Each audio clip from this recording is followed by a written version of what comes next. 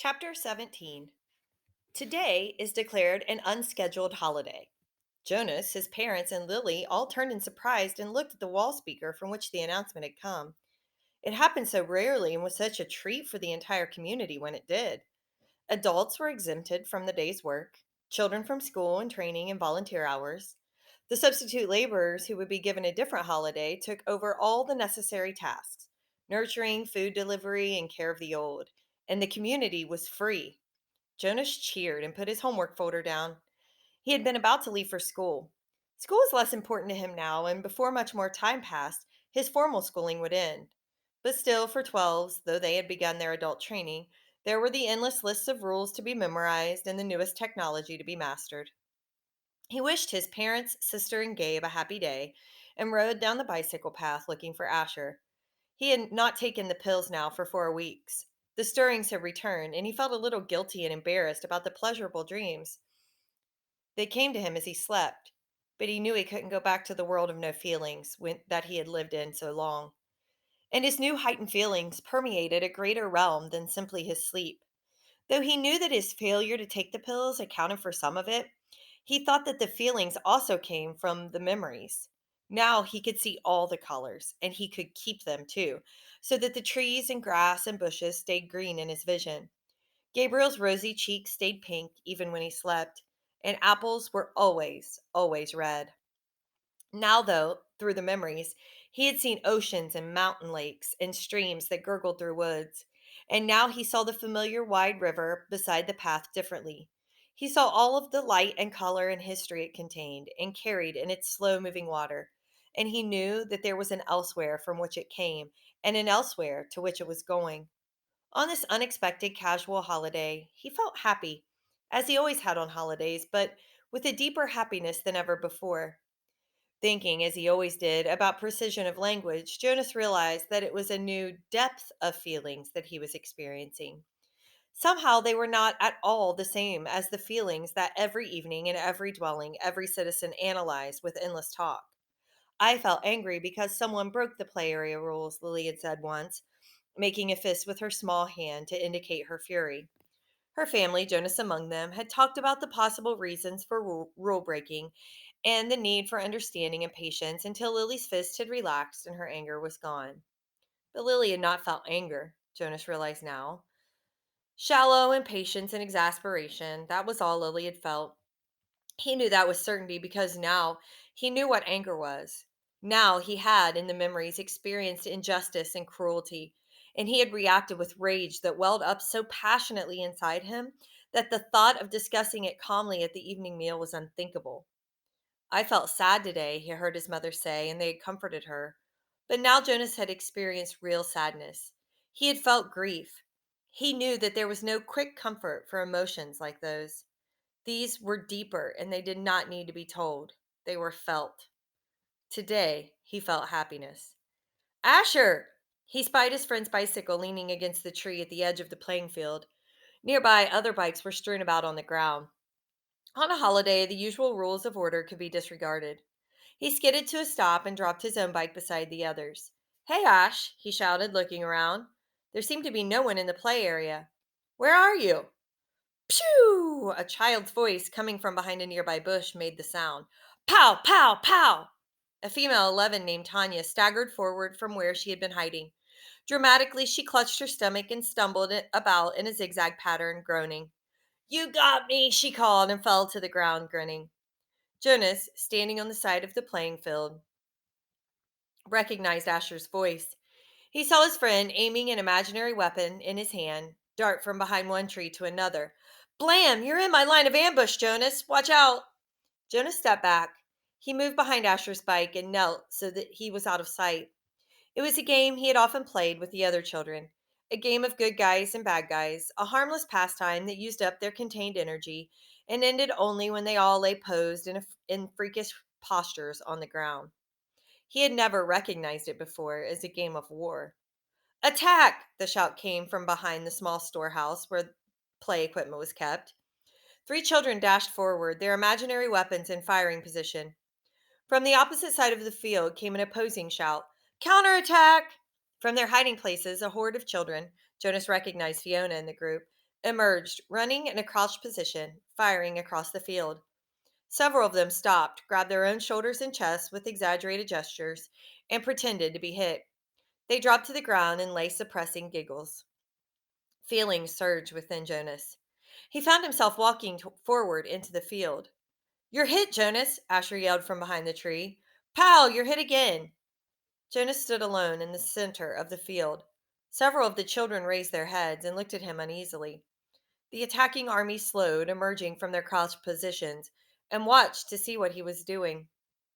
In his mind, Jonas saw again the face of the boy who had lain dying on a field and had begged him for water. He had a sudden choking feeling, as if it were difficult to breathe. One of the children raised an imaginary rifle and made an attempt to destroy him with a firing noise. Phew! Then they were all silent, standing awkwardly, and the only sound was the sound of Jonas's shuddering breaths. He was struggling not to cry. Gradually, when nothing happened, nothing changed. The children looked at each other nervously and went away. He heard the sounds as they righted their bicycles and began to ride down the path that led from the field. Only Asher and Fiona remained. "What's wrong, Jonas? It was only a game," Fiona said. "You ruined it," Asher said in an irritated voice. "Don't play it anymore," Jonas pleaded. "I'm the one who's training for assistant recreation director," Asher pointed out angrily. "Games aren't your area of expertness." "Expertise," Jonas corrected him automatically. "Whatever. You can't say what we play, even if you are going to be the new receiver." Asher looked warily at him. "I apologize for not paying you the respect you deserve," he mumbled. "Asher," Jonas said. He was trying to speak carefully and with kindness, to say exactly what he wanted to say. "You had no way of knowing this. I didn't know it myself until recently, but it's a cruel game. In the past, there have—" "I said I apologize, Jonas." Jonas sighed. It was no use. Of course, Asher couldn't understand. "I accept your apology, Asher," he said wearily. "Do you want to go for a ride along the river, Jonas?" Fiona asked, biting her lip with nervousness. Jonas looked at her. She was so lovely. For a fleeting instant, he thought he would like nothing better than to ride peacefully along the river path, laughing and talking with his gentle female friend.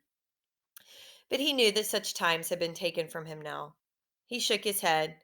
After a moment, his two friends turned and went to their bikes. He watched as they rode away.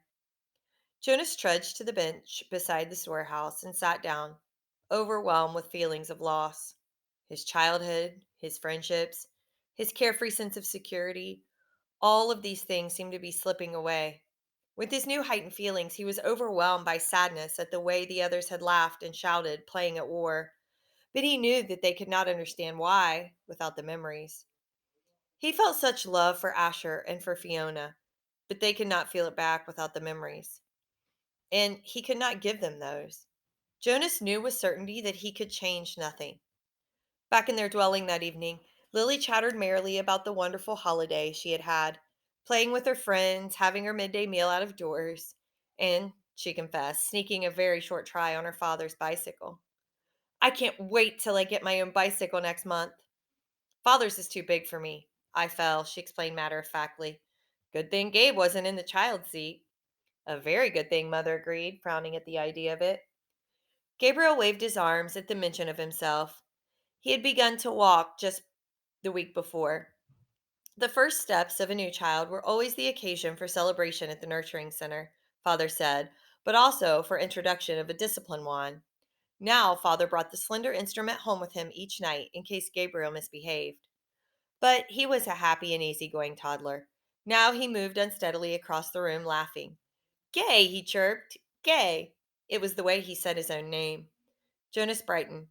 It had been a depressing day for him after such a bright start, but he set his glum thoughts aside. He thought about starting to teach Lily to ride so that she could speed off proudly after her ceremony of 9, which would be coming soon. It was hard to believe that it was almost December again, that almost a year had passed since he had become a 12. He smiled as he watched the new child plant one small foot carefully before the other, grinning with glee at his own steps as he tried them out. "I want to get to sleep early tonight," Father said. "Tomorrow's a busy day for me." The twins are being born tomorrow, and the test results show that they're identical. One for here, one for elsewhere, one, Lily chanted, one for here, one for else. Do you actually take it to elsewhere, Father? Jonas asked. No, I just have to make the selection. I weigh them, hand the larger over to a nurturer who's standing by, waiting, and then I get the smaller one all cleaned up and comfy. Then I perform a small ceremony of release, and he glanced down, grinning at Gabriel. Then I wave bye bye, he said, with the special sweet voice he used when he spoke to the new child. He waved his hand in the familiar gesture. Gabriel giggled and waved bye bye back to him. And somebody else comes to get him? Somebody from elsewhere? That's right, Jonas Bonus. Jonas rolled his eyes in embarrassment that his father had used the silly pet name. Lily was deep in thought. What if they give the little twin a name elsewhere? A name like, oh, maybe Jonathan? And here in our community, at his naming, the twin that we kept here is given the name Jonathan. And then there would be two children with the same name, and they would look exactly the same. And someday, maybe when they were six, one group of sixes would go to visit another community on a bus. And there in the other community, in the other group of sixes, would be a Jonathan who was exactly the same as the other Jonathan, and then maybe they would get mixed up and take the wrong Jonathan home, and maybe his parents wouldn't notice. And then she paused for a breath.